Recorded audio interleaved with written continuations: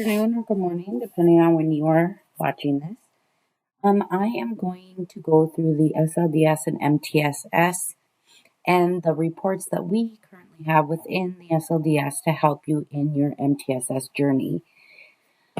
The goal here is to simply give you reports that we have on the SLDS, and hopefully you can use them to gather data and make good decisions for your MTSS process.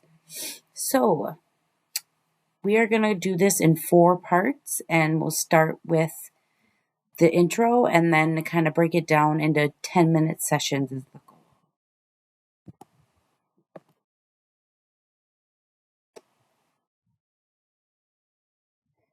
So objectives today are to identify ND MTSS data use purposes that are supported by the SLDS. So in that, we are saying that SEEK is offering an North Dakota multi-tiered system of support classes. There are actually, I believe, 4 that are available throughout the year, and they go in order. And that is where you come here when you have finished those classes or halfway through point, and can use data to help support that process within the SLDS. Identify with accumulated data elements may help support each purpose, and identify where data may be accessed in the SLDS to support each purpose. North Dakota State Longitudinal Data System is one tool to use for an educational stat book, a tool to use to make sure we know who's winning, who's losing, who needs a different play, or possibly a different position on the court within your school system. So kind of your one stat book when it comes to data that you use within your school. The North Dakota Student Data Flow. This is where we have everything running through PowerSchool. So it starts in PowerSchool. We have 172 public districts right now, 8 private LEAs, and 9 career and tech centers that use the North Dakota PowerSchool.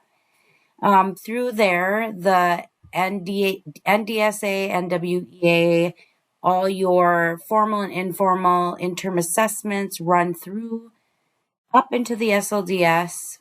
And once they are in the SLDS, we have e-transcript, choice ready, NDUS institutions, so our university systems, our dual credit systems. Again, our security roles, it gives us our STARS pupil membership, our STARS state ID number. All of this is run through from PowerSchool up into the K-12 Office 365. So the biggest thing that I want you to realize in this portion is anything that goes in PowerSchool, if it goes in incorrectly, it will flow through each one of these areas in the SLDS incorrectly as well. So as you're going through today and you're noticing that some things may possibly not be lining up, your first go-to would be PowerSchool and see if it is an issue within PowerSchool, whether it is put in wrong, wrong ID, those kind of things. Everything flows from PowerSchool. So data purpose by questions. We have the MTSS data use purpose and then answerable questions for today. So assess sufficiency of Tier 1. And the question that we should be able to answer today is our Tier 1 sufficient? Monitor progress of students at Tier 1 and Tier 3 across grade levels.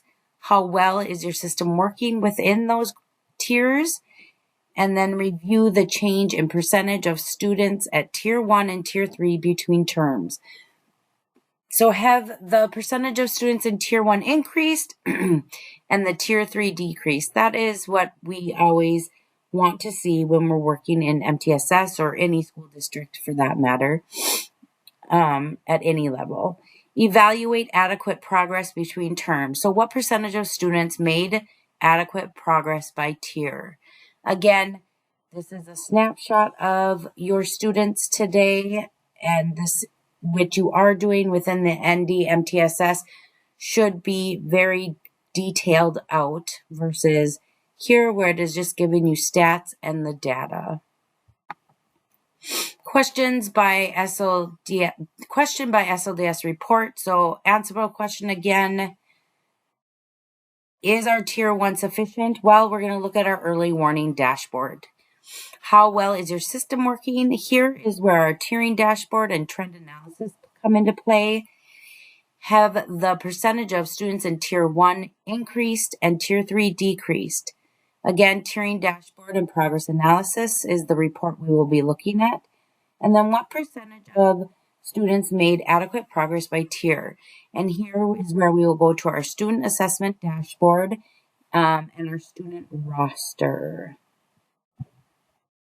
So as we start part 2 of this session, you will be asked to log into the SLDS, and we will come back once you are logged in and we will start part 2.